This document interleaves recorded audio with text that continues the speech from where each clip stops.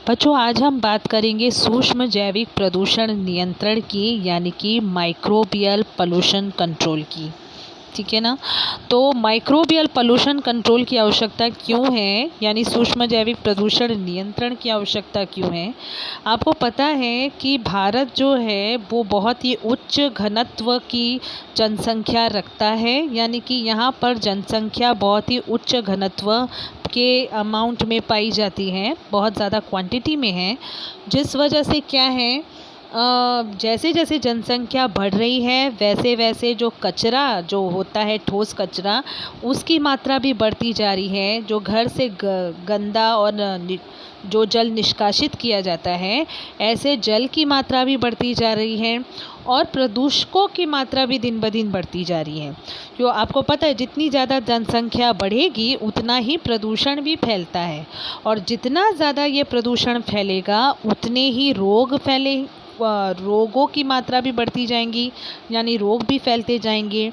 और हमारे आसपास का जो एनवायरनमेंट होता है, यानी कि जो पर्यावरण होता है, उसमें लगातार खराबी आती जाएगी, उसका क्षय होता जाएगा, यानी वो डिग्रेड होता जाएगा। ठीक है ना। तो इन समस्याओं का यदि हमने हल जल्दी से नहीं ढूंढा तो क्या होगा, ये आने वाली जितनी भी पीढ़ियां हैं उनका जीवन जो होता है वो खतरे में पड़ जाएगा, उन्हें जीवन जीने में मुश्किल हो जाएंगी। तो इसके लिए क्या है, बहुत सारे साइंटिफिक मेथड ढूंढ के निकाले गए हैं, जिससे हम सूक्ष्म जीवों की मदद से हम क्या करते हैं, कचरे का निपटारा कर पाते हैं या प्रदूषकों की मात्रा को नियंत्रित कर सकते हैं। जिसका बहुत ही बढ़िया उदाहरण है बायोगैस संयंत्र। ये देखिए इधर है, बायोगैस संयंत्र हैं। इसके अलावा कंपोस्ट खाद जो बनाई जाती है उसका निर्माण है। ये सभी ठोस कचरे का निपटारा करने के लिए ये जो मेथड हैं वो यूज़ किए जाते हैं, और जिसमें सूक्ष्म जीव जो हैं वो सहायक सिद्ध होते हैं। तो इस तरह से सूक्ष्म जैविक प्रदूषण नियंत्रण किया जाता है। तो इस पार्ट में हम सूक्ष्म जीवों से मिलने वाले लाभों की चर्चा कर रहे हैं। तो ऑफ कोर्स वो यहाँ पर प्रदूषण नियंत्रण करने में भी सहायता प्रदान करते हैं। अब हम जो आगे बढ़ेंगे बच्चों, कुल इन 3 प्रश्नों की तरफ, जिसमें देखिए पहला प्रश्न देखिए आपको यहाँ पर नज़र आ रहा है कि हर घर में गीला और सूखा कचरा अलग अलग रखने के लिए, देखिए आजकल महानगर पालिका भी आपको कहती है कि गीला कचरा अलग रखिए, सूखा कचरा अलग रखिए। इवन रास्तों पर भी गीले और सूखे कचरे के लिए अलग अलग व्यवस्था की गई है डब्बों की। ऐसा क्यों? क्योंकि आपको पता है कि जो गीला कचरा होता है, इसमें जो आपकी जो सब्ज़ी के छिलके हो गए, फलों के छिलके होते हैं, या ऐसे जो सड़ने वाले पदार्थ होते हैं जो प्राकृतिक रूप से विघटित होते हैं, ये सभी गीले कचरे में समाविष्ट होते हैं। इस वक्त हम इस प्रश्न के उत्तर की चर्चा करें बच्चों, तो गीले कचरे का प्रकृति अपने आप नेचुरल तरीके से विघटन करती है, और गीले कचरे के विघटन से खाद तैयार होती है, कंपोस्ट खाद तैयार होती है, ये हमें पता है। और जो सूखा कचरा होता है, जैसे कि रद्दी कागज़ हो गई या मेटल्स हो गए, जैसे धातु होती हैं, लोहा, तांबा, तो ये सब भंगार में होते हैं, या ऐसे भंगार के सामान जो होते हैं वो सूखे कचरे में आते हैं, या रद्दी सूखे कचरे में आती हैं। तो ये सूखा कचरा जो होता है, ये भंगार वाला या रद्दी वाला इसका इस्तेमाल कर सकता है।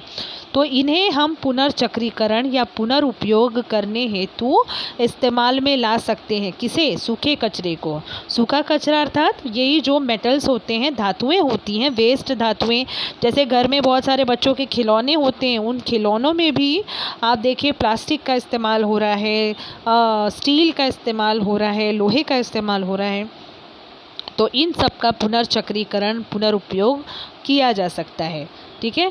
और यदि हम गीला कचरा और सूखा कचरा अलग अलग रखेंगे तो इससे जो होता है, कचरे का व्यवस्थापन, मैनेजमेंट करना बहुत आसान हो जाता है, और हम जो प्रदूषण का नियंत्रण की जो समस्या है, प्रदूषण का जो समस्या इस वक्त बढ़ी हुई है, इस पर नियंत्रण कर सकते हैं।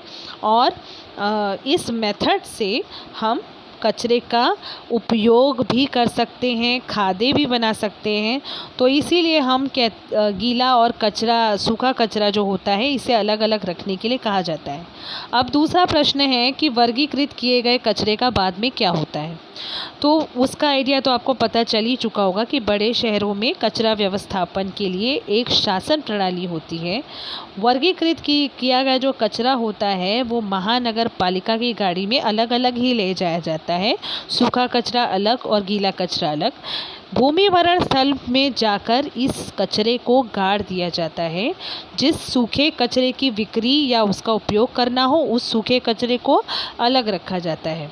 जो गीला कचरा होता है उसे कहाँ पर हम ले जाते हैं? भूमिभरण स्थल में गाड़ने के लिए ले जाते हैं। भूमिभरण स्थल क्या है, इसके बारे में हम आगे पढ़ने वाले हैं, तो उसका आप टेंशन ना लें। लेकिन जो सूखा कचरा होता है, जिसमें मैंने आपको बताया कि धातुओं के टुकड़े हो गए या फिर ऐसी जो चीज़ें होती हैं, वो जो सूखा कचरा होता है उसका अगर हम रीयूज़ कर सकते हैं, उसको अगर उसकी बिक्री कर सकते हैं, उससे कोई सामान बनाकर, तो हम उस सूखे कचरे से नए सामान बनाकर बिक्री कर सकते हैं। तो इस तरह से सूखे कचरे का उपयोग हुआ और गीले कचरे का उपयोग हुआ।